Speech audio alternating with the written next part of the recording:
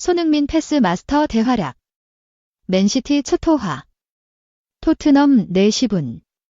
맨시티 압도적 효율 대승, 과르디올라 최초 5연패 대구력 당했다. 캡틴 손흥민 32 토트넘, 이 잉글랜드 프리미어리그 EPL 디펜딩 챔피언 맨체스터 시티, 맨시티를 상대로 어시스트를 터뜨리며 대승을 이끌었다. 페프 과르디올라 감독 체제의 맨시티는 사상 첫 5연패 수렁에 빠졌다.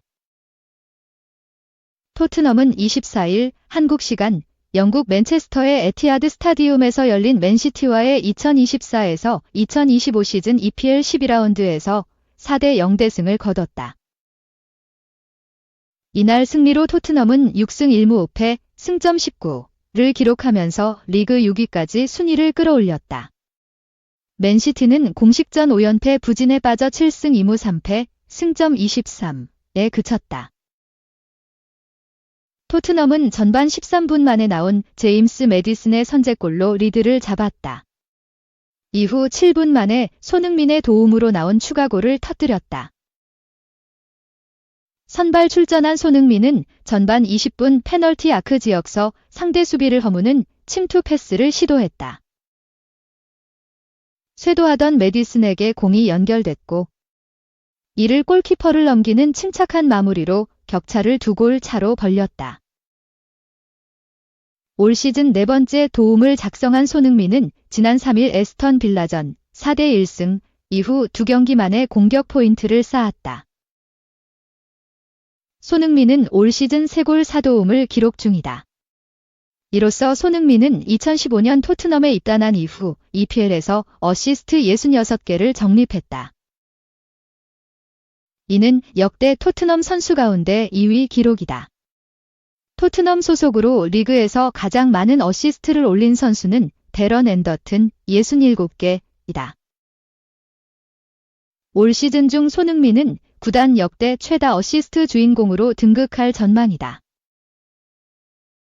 적지에서 전반을 2대0으로 앞선 토트넘은 후반 시작 7분 만에 쐐기골까지 넣었다. 빠른 공수 전환을 보여 페드로 포로가 페널티 지역에서 강력한 오른발 슈팅으로 골망을 흔들었다. 손흥민은 후반 18분 브레넌 존슨과 교체돼 그라운드를 떠났다. 맨시티는 엘링 홀란, 필 포든 등 세계 정상급 공격수들이 토트넘 골문을 두들기려 했으나 수비진의 벽을 깨지 못했다. 오히려 존슨이 후반 추가 시간 티모 베르너가 문전으로 찔러준 침투 패스를 침착하게 마무리하며 토트넘의 4대0 대승을 완성했다. 지난 21일 과르디올라 감독과 2년 연장 계약을 발표한 맨시티는 2016년 그가지 휘봉을 잡은 뒤 처음으로 공식전 5연패의 늪에 빠졌다. 맨시티뿐 아니라 과르디올라 감독의 전체 경력에서 5연패를 당한 건 이번이 처음이다. 지난달 25일 사우샘프턴을 1대0으로 꺾은 맨시티는 리그컵에서 토트넘에 1대2로 패하면서 연패가 시작됐고 4경기 만에 리그에서 제외한 토트넘에 다시 고개를 숙이면서 연패가 5경기까지 늘어났다. 이 손흥민에게 박살났다. 토트넘 폭격에 맨시티 절친 잔혹한 평가. 토트넘은 24일 오전 한국 시간 영국 맨체스터 이티하드 스타디움에서 열린 2024에서 25 시즌 프리미어리그 12라운드에서 맨시티를 4대0으로 대파했다. 손흥민은 이날 경기에서 선발 출전해 후반 18분 교체되며 60분 남짓 활약한 가운데 전반 20분 매디슨의 추가골을 어시스트하며 맨시티 수비를 공략했다. 토트넘은 맨시티를 상대로 솔랑케가 공격수로 나섰고 손흥민과 쿨루셉스키가 측면 공격을 이끌었다. 매디슨, 비수마, 사르는 중원을 구성했고 우도지, 데이비스, 드라구신, 포로가 수비를 맡았다. 골문은 비카리오가 지켰다. 맨시티는 홀란드가 공격수로 출전했고 사비뉴와 포든이 측면 공격을 이끌었다.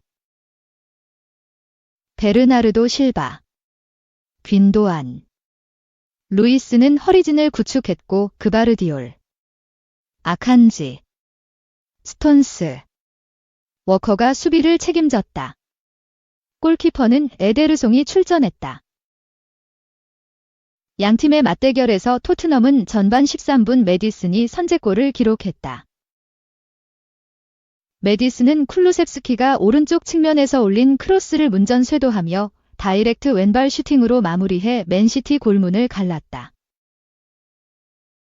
이후 토트넘은 전반 20분 메디슨의 추가골로 점수차를 벌렸다.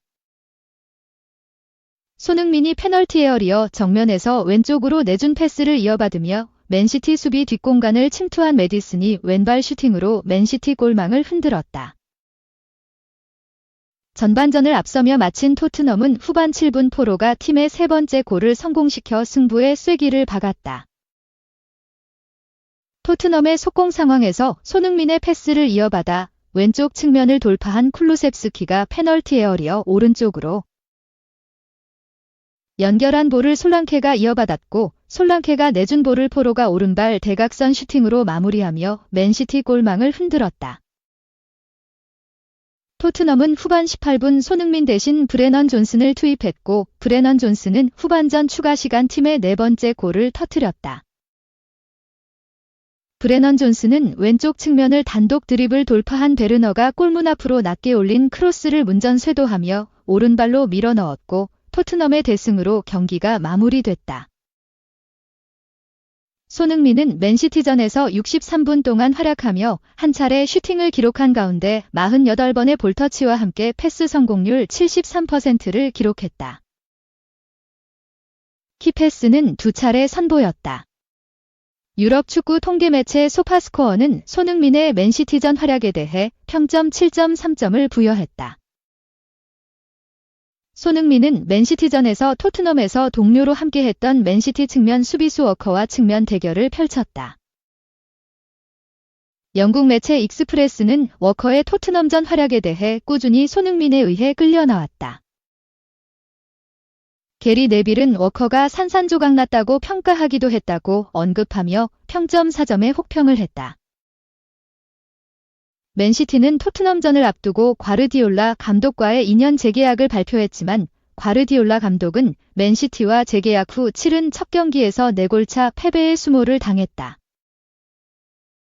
과르디올라 감독이 자신의 감독 경력에서 4골차 패배를 당한 것은 바이에른 뮌헨을 맡고 있던 지난 2014년 4월 레알 마드리드에 0대4로 패한 이후 처음이다. 또한 과르디올라 감독은 자신의 경력에서 첫 홈경기 0대4 대패를 당했다. 맨시티는 토트넘전 대패로 인해 최근 5연패의 부진을 이어갔다. 맨시티가 5연패를 기록한 것은 지난 2006년 4월 이후 처음이다. 맨시티는 지난 2022년 11월 브렌트포드전 패배 이후 홈경기에서 첫 패배를 당하며 홈경기 52경기 연속 무패도 마감했다. 과르디올라 감독은 맨시티를 이끄는 동안 토트넘의 9번째 패배를 당했고 토트넘은 프리미어리그에서 과르디올라 감독의 팀을 가장 많이 이긴 클럽 기록을 이어갔다. 과르디올라 감독은 토트넘전 대패 후 영국 스카이 스포츠를 통해 수비가 취약했다. 평소처럼 정말 잘 시작했지만 골을 넣지 못했고 이후 실점했다. 감정적으로 어렵다. 8년 동안 우리는 이런 상황을 경험한 적이 없다. 다음 경기에서 승리해 어려움을 이겨내야 한다. 선수들도 어려움을 겪고 있다.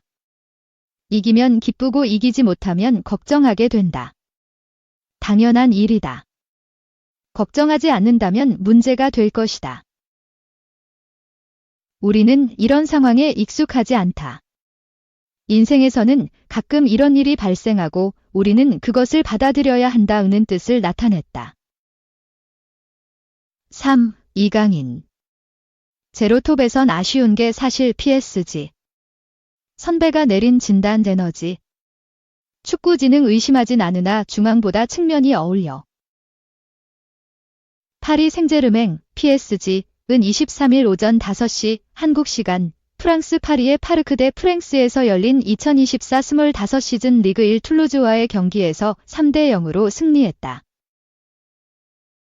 이로써 PSG는 10승 2무, 승점 32로 무패 행진을 이어감과 동시에 선두 자리를 더욱 굳건히 지켰다. 이날 기대를 모았던 이강인은 선발 명단에서 제외됐다. 물론 A매치 일정을 소화한 탓도 있다. 엘리케 감독이 챔피언스리그를 대비하기 위한 선택으로 이러한 결정을 내렸을 가능성도 있다. 하지만 손흥민, 김민재, 황인범 등 리그와 챔피언스리그를 병행한 국가대표 선배들이 A매치 이후 경기에서 곧바로 선발로 나섰음을 감안할 때 아쉬움이 남는 게 사실이다. 이날 PSG는 전반 35분 후백 네베스의 골로 선취점을 얻었다. 이강인은 후반 14분 교체로 모습을 드러냈고 공수를 오가며 활발한 움직임을 선보였다. PSG는 후반 39분 루카스 베랄두가 추가골을 기록했다. 또한 후반 추가 시간엔 비티냐가 경기를 매듭짓는 쐐기골을 터뜨리며 3점 차 대승을 거뒀다.